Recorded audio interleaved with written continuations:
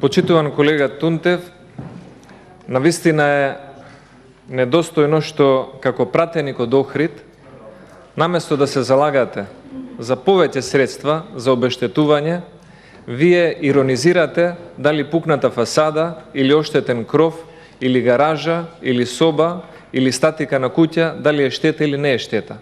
Да, штета е. Секој оштетен објект на граѓаните на Охрид, на Струга и на Ресен од оваа природна непогода е штета.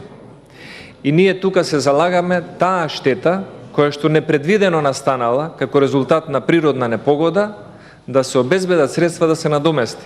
Општината Охрид веќе има сработено, има направено увид. Општините Ресен и Струга работат на тоа.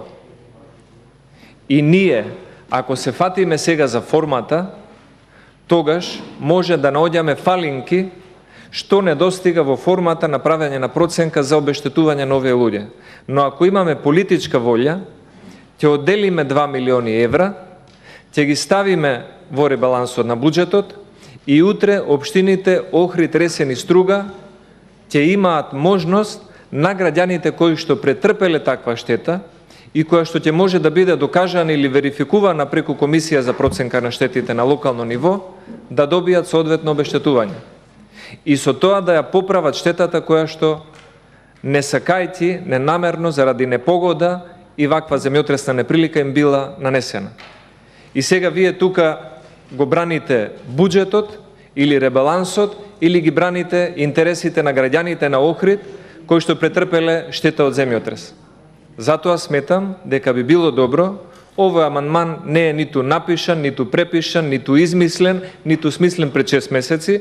Овој амандман е реакција на нешто што непредвидено се случило на вашите сограѓани во Охрид пред 2 недели, пред 1 месец, пред 2 месеци.